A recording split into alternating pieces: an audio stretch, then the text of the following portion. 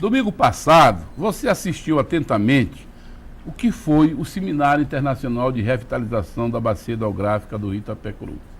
E eu coloquei aqui algumas aparições, algumas interlocuções, mas hoje eu vou justamente trazer para o senhor e para a senhora, vamos dizer assim, o mentor, o articulista, o idealizador, né, o projetista, se esse é o termo, desse cenário que se chama Bacia de Revitalização do Rio Itapecuru, com todos os seus atores participantes.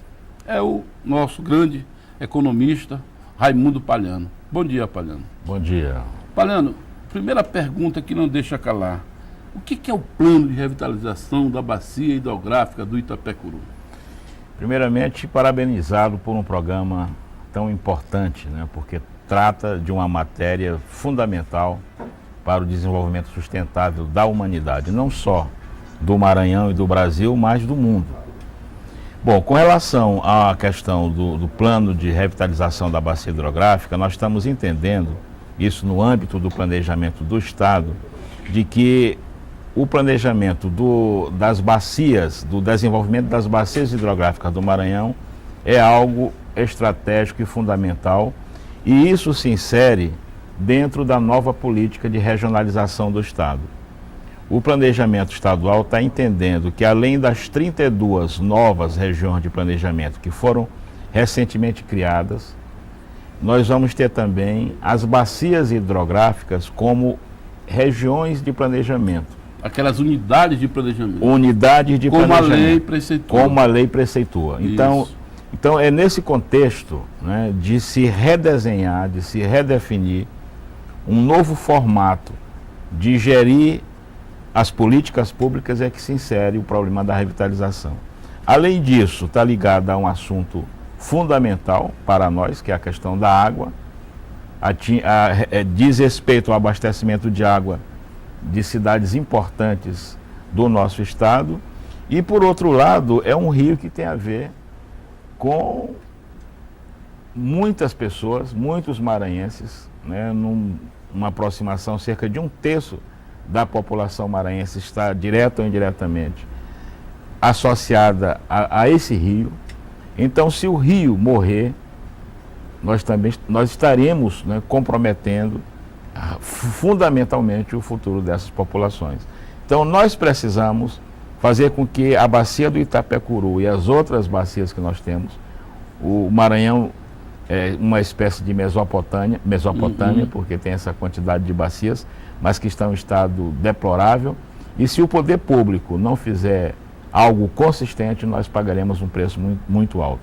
Então, o que chamou atenção nesse programa de revitalização da bacia hidrográfica, que culminou com o seminário, foi justamente a ideia de se focar num problema concreto, real, de difícil solução, porque o problema da revitalização do Itapecuru é antigo, né? De se focar nesse problema e nós articularmos o que se tem de mais pertinente em termos de políticas públicas, num trabalho conjunto voltado à superação dos problemas. O que chamou a atenção também, Palhano, durante o evento, foi até na palavra do secretário nacional de Recursos Hídricos do Ministério do Meio Ambiente, eu esqueço o nome dele, e ele disse que é o primeiro projeto modelo do Brasil na área de bacias hidrográficas estaduais. Isso é fantástico, é real. Nós tivemos uma conversa paralela com o doutor Alberto Kleiman, que veio aqui. Ele é assessor de Relações Internacionais da Presidência da República. Ele também destacou nessa direção. Chegou mesmo a dizer que esse programa seria uma espécie do PAC do Maranhão, né? Porque ele congrega, né, um conjunto de políticas, tanto do governo e envolve a sociedade, as instituições, para a promoção da sustentabilidade de uma bacia hidrográfica que tem um papel decisivo na nossa economia, na nossa sociedade e na nossa cultura, na cultura maranhense. E queria dizer, Márcio, aproveitando a questão, que não se ficou aí, pelo contrário, o governador já baixou um decreto criando o comitê especial, o comitê gestor do plano de revitalização que foi prometido, ele anunciou lá no final do evento. Está assinado, esse comitê já está cumprindo um cronograma. A perspectiva é que dentro de 3 meses a gente tenha toda a configuração desse comitê elaborada, com a participação da sociedade, do governo, das prefeituras, das organizações locais, né? E que a gente então, vamos realizar nesse contexto, dentro de pouco tempo, um seminário intermunicipal, envolvendo todos os agentes públicos e da sociedade civil organizada, para que a gente apresente e discuta com essas comunidades o sentido principal do plano, né? Eu creio que, traçando essa rota, nós vamos construir uma nova cultura, onde a compreensão de que não se faz desenvolvimento sustentável de uma forma isolada, de uma forma concentrada, de uma forma vertical. A sustentabilidade está associada a uma governança nova, criativa, né, em que os atores sociais, os setores produtivos, o governo, né, dentro da perspectiva da responsabilidade social, que você falou há pouco no seu editorial, que é importantíssimo. Aliás, o Brasil hoje está em via de aprovar uma lei de responsabilidade social que vai ser muito importante para nós. Então, não dá mais para a gente pensar que a gente pode, né, desenvolver políticas públicas, promover o desenvolvimento sem olhar o conjunto, o contexto. E aí entra a natureza, entra a cultura, entra a economia, enfim, entra a humanidade. E a nossa tradição, no caso maranhense, foi uma omissão em relação aos efeitos humanos do processo, desses investimentos todos que ocorreram em nosso estado. Então, nós tivemos uma economia que dá sinais hoje de avanços, né? O cenário da nossa economia é de crescimento, mas quando nós vamos ver o impacto disso nas condições de vida da população, aí nós nos deparamos com os indicadores, com as situações de exclusão que tão bem a gente conhece. Então, nós precisamos mudar isso. O Maranhão não pode se desenvolver a não ser com uma política pública que tenha essa compreensão, que tenha um diagnóstico exato dos nossos problemas. Nós precisamos, por exemplo, ter um diagnóstico exato do que é a realidade da bacia hidrográfica do Itapecuru hoje. Precisamos saber. Apesar de já termos vários estudos acumulados e realizados ao longo do tempo, mas temos que fazer esse diagnóstico hoje, atual, né? O que é a bacia? Qual o potencial que ela tem? Potencial econômico, potencial cultural, potencial social e tudo. Então, isso tudo está nesse planejamento. É exatamente isso, porque muitas das vezes a gente observa, Palhano, que pessoas não bem informadas, né, passam a ideia na mídia em que o governo está desorganizado, que o governo não está planejando, que o governo está omisso, e percebe-se, por outro lado, que o governo, pela primeira vez, na minha visão, abre um espaço muito grande para que todos os setores participem. Outro dia eu estava assistindo uma palestra do Jacques na Associação Comercial, em que ele desafiava, né, o pessoal da associação a ir para o Conselho do Estado para dizer as suas necessidades. Agora, o que também pegou durante esse evento foi a sua explanação, quando você, encerrando a sua explanação, você citou a criação do Instituto da Biodiversidade e o parque, né, o Jardim Botânico de São Luís. Agora, a pergunta, recursos para isso, Palhano, tem? Sim. Eu queria, antes de fazer essa resposta, eu queria comentar a primeira parte da sua colocação, quando você fala a respeito das críticas não existiria um planejamento. Isso. Hoje eu lhe digo, Márcio, com total convicção, não é porque estamos lá participando ativamente. Há de fato um esforço de base da gente fazer uma transformação radical do que tem sido o planejamento público em nosso estado. A começar do PPA. O PPA do Maranhão, ele foi feito de uma forma diferenciada. Nós ouvimos a sociedade. PPA é o plano plurianual, que é o principal instrumento de planejamento que nós temos no Brasil. Planejamento para 4 anos. Nós aplicamos o método Delphi, ouvimos os principais quadros que temos no Maranhão perguntando o que o Maranhão quer ser quando for grande. ouvimos a sociedade organizada das várias regiões. Então foi um PPA que tem base, não é um PPA puramente formal. Por outro lado, estamos desenvolvendo, com apoio do Instituto Cultiva, um sistema de monitoramento, de avaliação das metas que estão no PPA. O PPA não vai ser só uma carta de intenções.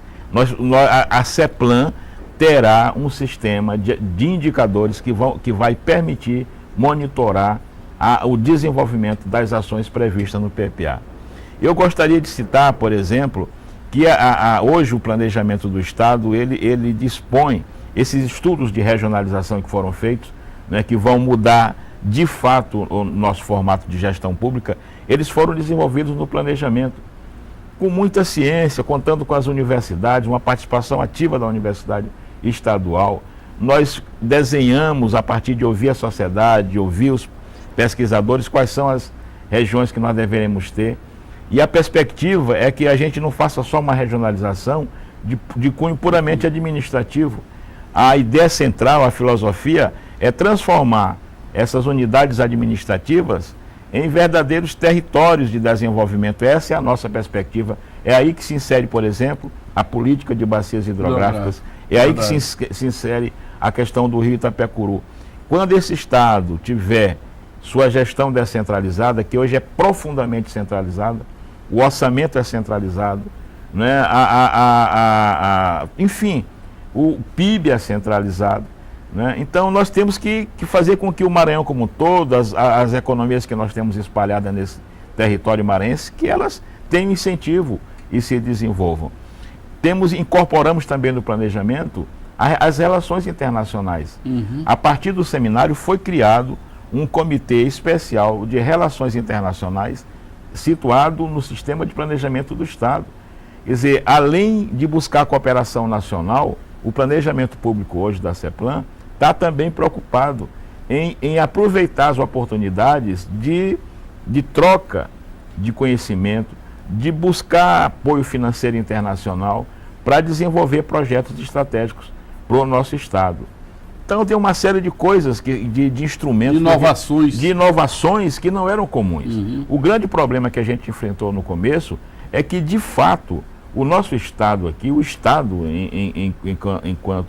enquanto categoria, ele era muito fragilizado, né? Nós ainda está sendo feito um esforço grande demais. Até de informações também. De informações, você citou muito bem, citando o IPES, que eu tenho, desculpe, o IMESC, que eu tenho a honra de ser o presidente. Nós tivemos aqui o antigo IPES, IP e FIPES, isso desde os anos 70, era um órgão pioneiro. Nós fomos referência no Nordeste, né? E depois nós se extinguimos com IP, FIPES, IPES. Não teve mais nenhum tipo de pesquisa nada, própria, nada. Então tudo isso foi terceirizado. E hoje nós pagamos um preço. Mas apesar de tudo, em pouco mais de um ano, esse MESC hoje, ele já está atuando na cartografia. Acabamos de fazer nossos primeiros estudos cartográficos. Vamos cuidar da questão dos limites territoriais do Maranhão. Do zoneamento também. Do zoneamento, por exemplo, que é inteiramente colocado isso no planejamento. Os dois grandes zoneamentos que são fundamentais para um planejamento consistente. Então, dizer, por exemplo, que o Estado não tem planejamento, que está omisso, que está aí, não é isso. Tapar o sol com a peneira, está sendo feito um trabalho de base. Agora, com relação ao Instituto da Biodiversidade e o Jardim Botânico, há 2, 3 dias atrás, numa sessão com o doutor Azir lá no planejamento e sua assessoria, está previsto lá no PPA já de recursos para esses dois projetos, mas nós vamos também buscar apoio. A ministra Dilma Rousseff se encantou com esse seminário, o modelo do seminário, disse para o governador Jackson que gostaria de apoiar, ela disse para o governador. Então nós hoje estamos refinando a versão original do programa. Vamos fazer um grande seminário em Brasília para apresentar o programa já no seu novo formato, tanto para os ministérios brasileiros quanto para agências internacionais, e ter um contato especial com a Casa Civil para tentar recursos junto ao PAC. E, como você colocou também no seu editorial, esse Instituto da Biodiversidade e o Jardim Botânico se enquadram perfeitamente nas suas preocupações, né? De você associar a sustentabilidade há formas limpas, né, de energia, né, sob pena da gente não ter futuro. Não ter futuro. Então, eu creio que será fundamental. O Maranhão, todos sabemos, é tido, né, e reconhecido pelos estudos como uma terra onde nós temos praticamente uma síntese de toda a biodiversidade brasileira. A rigor, a gente pode dizer que no Maranhão nós encontramos tudo isso. Então, um instituto desse e o Jardim Botânico, eles, sem dúvida nenhuma, avançarão muito. E nós, para isso, outra coisa importante dentro dessa filosofia do novo planejamento do novo governo é a parceria ativa e concreta com as universidades. Né? Por exemplo, os programas da nova regionalização nos conselhos regionais de desenvolvimento, que serão as células básicas desse processo, com a participação da sociedade e do governo, nós teremos lá também as universidades. Elas terão um assento permanente e o setor empresarial para trabalharmos as potencialidades econômicas de cada região. Então, as universidades estão participando e terão cada vez mais, a FAPEM, as universidades, um papel muito importante. E com relação ao Instituto e o Jardim Botânico, sem dúvida nenhuma, a competência científica, técnica para isso estará associada a elas. E também a Secretaria do Meio Ambiente, porque é um projeto que eles, de certo modo, iniciaram, né? Tem que haver uma sinergia. Tem que haver uma sinergia, ou seja, você falou a palavra correta, o que se está buscando no planejamento hoje não é fazer um planejamento isolado, setorial, mas é um planejamento integrado, intergovernamental, envolvendo o governo estadual, os governos municipais, a sociedade, mas em cima de diagnósticos precisos. Não em cima de fabulações, em cima de ilusões. Agora, Palhano, não seria utópico pensar que nós façamos um governo de 40 em 4 anos, não é? Isso é utopia. Mas dentro da utopia, que o sonhar é possível, ser realizado é o mensurável, o que me parece nessa postura e nessa costura que você deu, que o telespectador deve estar observando, é que tem tudo a ver com a Agenda 21 nacional. Essa metodologia que você está colocando para a gente, só falta rotular também uma Agenda 21 estadual. Perfeito, seria isso? Perfeito. Muito bem, Márcio. Em última análise, toda a metodologia do seminário é pautada na metodologia da Agenda 21. Né? Então, falta rotular. Você sabe muito bem, como militante, como estudioso desse assunto, que aqui no Maranhão a gente já teve um tempo que a agenda estava em pauta, né? Então, até mesmo para evitar um certo desgaste, ela não foi explicitada, mas ela é concreta. Toda essa metodologia, obviamente, está situada dentro de um programa de governo, de desenvolvimento centrado na sustentabilidade, porque hoje a questão do desenvolvimento sustentável não é mais uma coisa específica, é natural hoje. Quando você fala hoje em planejamento público, em planejamento do desenvolvimento, a sustentabilidade já é uma obrigatoriedade. Né?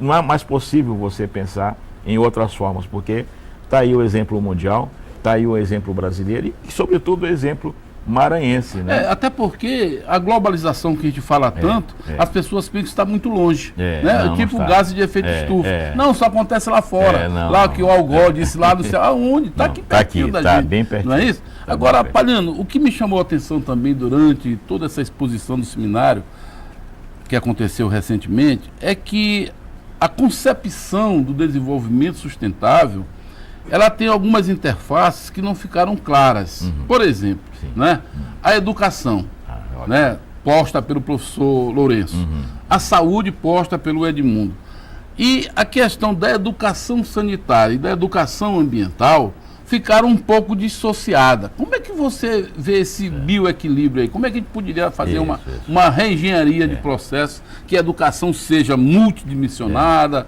né, interrelacionada e que transversalize em todas as esferas de governo, sociedade, etc. Bem colocado, Márcio. Você tem inteira razão. Também nós do governo, nós temos que aprender, né? Nós não temos a fórmula perfeita. Né? Nós estamos num processo de construção, né, de uma nova pedagogia de encarar o desenvolvimento na sua perspectiva de sustentabilidade. Eu creio que essas duas áreas que você falou, a dimensão da saúde e da educação, serão vitais. No caso específico da educação, é importante, muito importante, sobretudo quando você examina os índices de analfabetismo que há na região, numa média próxima de 40%.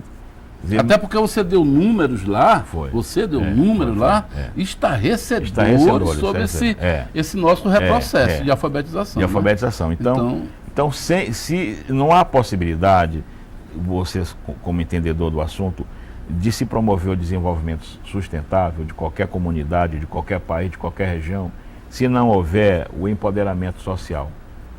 Se tiver só o setor público forte e se não houver uma sociedade organizada, estruturada, as coisas ficarão muito mais difíceis, né? Então, e nesse particular, a educação, uma educação pública de qualidade pode cumprir um papel muito importante, né? Então, o sucesso, o futuro desse programa vai depender dessa capacidade que o setor público estadual terá de se articular com as prefeituras, com o poder local, um poder local complexo que é o nosso e que é do Brasil, do Nordeste em geral, ainda não afeito à democracia, um poder ainda fechado, né, muito concentrado. Então nós temos que fazer um trabalho revolucionário, né, de construir com eles uma nova cultura de participação.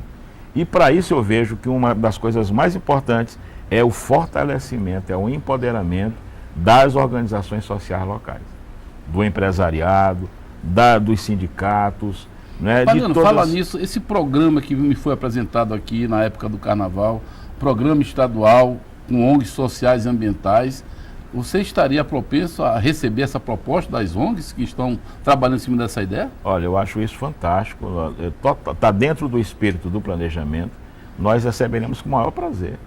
A participação das ONGs, da sociedade civil, numa perspectiva concreta é fundamental.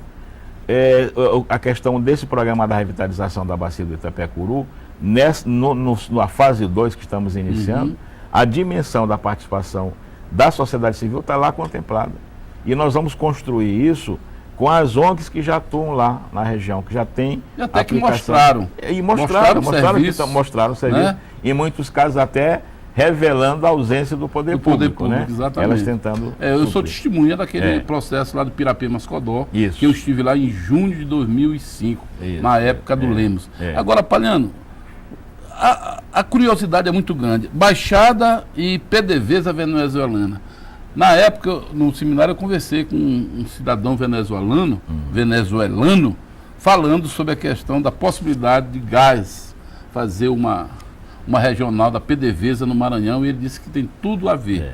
Agora eu vou deixar a Venezuela para lá e vou entrar na Baixada. Também está nascendo um novo projeto de revitalização da Baixada? A Baixada está sendo focada pelo FUMACOP, que é o Fundo Maranhense de Combate à Pobreza. Há poucos dias, 2, 3 dias atrás, nós tivemos uma reunião com técnicos para discutir a questão das chamadas águas fujonas, com a criação de barragens para tentar aproveitar essa água. Então, tem todo um planejamento que está sendo feito pelo FUMACOP, né, no sentido de realmente enfrentar o problema, o desafio do desenvolvimento da Baixada. Então, tá no FUMACOP, tem previsão no PPA, ou seja, o nosso PPA, Márcio, que está aí, ele é um PPA que está todo ele focado em cima do que nós conseguimos levantar até agora, ouvindo a sociedade.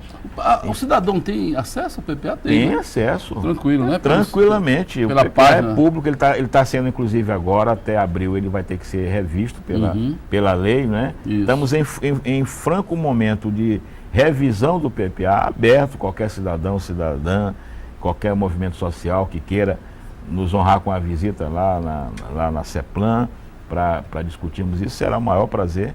Então nós estamos fazendo uma coisa importante, eu acho que não ficou ainda explicitado, que são os planos populares de desenvolvimento regional a partir do PPA. Nós ouvimos a sociedade, depois voltamos à sociedade, mostrando para a sociedade aquilo que elas haviam demandado e o que constava no PPA. A partir desse contato, recolhemos contribuição dos setores organizados das regiões para esse plano popular de desenvolvimento regional. E esses futuros conselhos regionais de desenvolvimento, eles não vão ser apenas conselhos puramente de fiscalização, né, de políticas públicas, mas vão ser conselhos também que vão ter a atribuição fundamental de acompanhar a execução do plano. O trabalho dos conselhos é com base num plano popular de desenvolvimento regional, deles acompanharem e saberem se está sendo aplicado conforme foi previsto. Então, eu acho que isso é uma Amigo coisa... Palhano, muito obrigado. Muito obrigado também. Parabéns pelo Parabéns. desenvolvimento do projeto e estamos aí para ajudar naquilo que for É possível. um grande prazer e agradecemos a oportunidade que você nos concede, porque nós temos que comunicar Tá aberto. com a população O para Eco Maranhão, desmistificar o Eco Maranhão as tem coisas. essa dinâmica, né, de trazer à tona Muito bem. todos esses problemas que envolvem a questão do Maranhão. Obrigado, E o Márcio. senhor e a senhora pode ter também acesso ao Eco pela nossa página na internet e que nós vamos hospedar também aqui a CEPLAN, com PPA e tudo que é informação. Para quê? Porque a informação, até que pese ao contrário, é o melhor meio de conhecimento dos efeitos e causas. Ok? Muito bem. Vamos ao intervalo, voltamos já. Oferecimento